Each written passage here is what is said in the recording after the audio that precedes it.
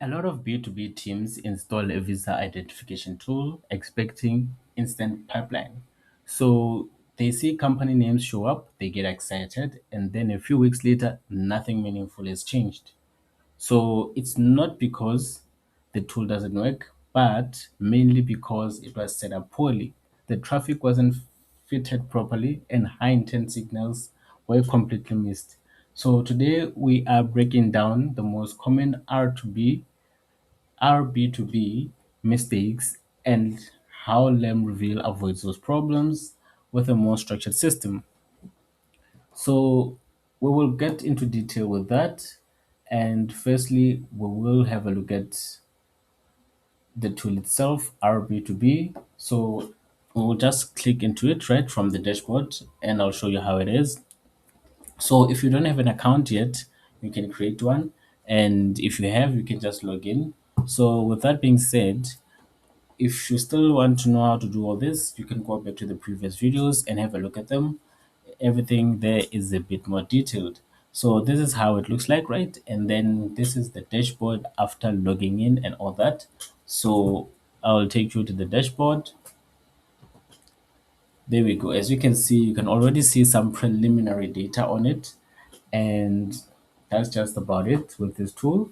Hi, my name is Justin, and today we'll be going through the common mistakes that you find it on RB2B and how LemReveal avoids them. So if you are using RB2B for B2B visitor intelligence, or you are already thinking about it, or you just want to test the waters, this will help you avoid the typical traps that make these tools underwhelming or a bit more chaotic. Or in general, they just feel like it's a lot and they are not providing you with any useful data whatsoever, then this is the video for you. So RB2B identifies companies visiting your website using IP-based detection.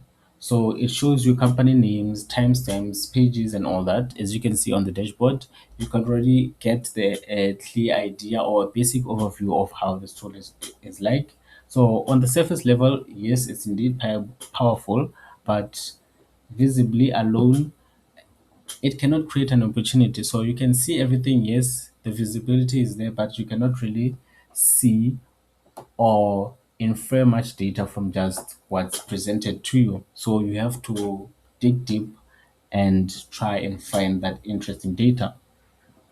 So with this, the difference between the interesting data and the real pipeline comes down to the setup and interpretation, like I've mentioned before. So the mistakes that people make usually is the poor tracking setup. So when it comes to this, the first and most common mistake is weak tracking deployment. When it's usually when you fit your script, the one that you get to insert at the back end of your site in a poor manner or wrongly, it doesn't capture all the information that you need. So teams copy the RB2B script and paste it into a single page, usually the home page, and assume that's all that's needed, but that's wrong. So you need to copy the script throughout your entire site on every major page on your website, and that will be all. So just using it on the home page, it doesn't track all the data that you need. It just tracks common data. Like anyone can view your site on the home page and exit, and you might think it's a potential lead, but it's not. So let's get to it. So this leads obviously to missing visits and also incomplete behavior data, inconsistent company detection or identification. Then for your company, the assumption wouldn't be the best accuracy you get out of this tool, and you might assume, oh, okay, this thing doesn't work. So when in reality, the tracking was never fully or properly implemented. So tracking tools are unforgiving. If deployed incompletely or wrongly, the data will reflect that. If you do it properly, the data will reflect that. So switching, let's say now we are having a look at LemReveal, right? We are solving the problem now. So with LemReveal, I would say it's straightforward. The rules are clear. Let's quickly sign in. If you don't have an account, obviously you know what to do. You create an account And if you're still struggling with that, you can always go back to the previous video. So here it's the same process. Install the tracker pixel, and on this one, it makes emphasis on having the pixel on every page. Like you can see here, copy and paste this code in the head section of your website. So everything becomes easier because everything will be straightforward. So back to RB2B now. This is the main focus. So with that being said, the mistake number two here is not filtering low quality traffic. So when it comes to this, RB2B will show company visiting your site, yes, but not every visit is a buying signal. So that is up to you to infer whether this is worth it or not, whether this is a potential client or they're just browsing around. So, yes, not every visit is a potential buying signal.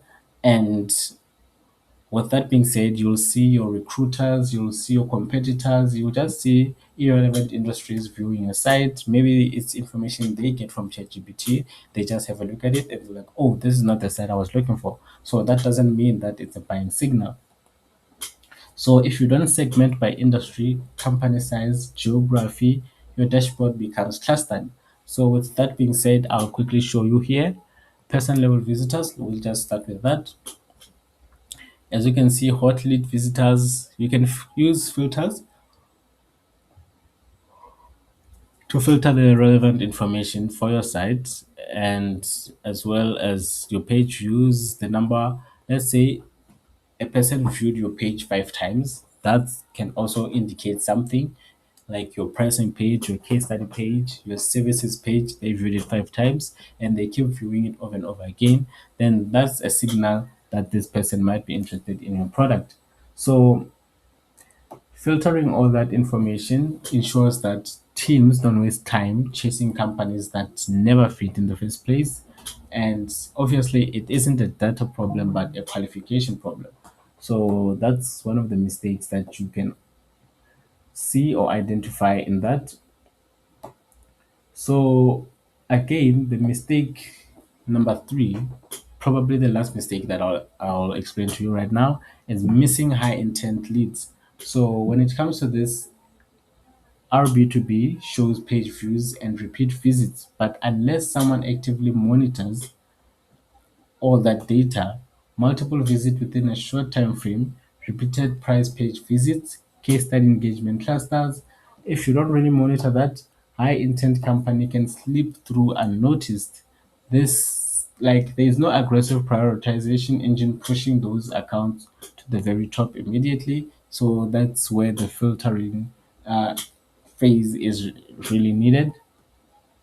And unless alerts are configured properly, your best prospect may remain buried under the list.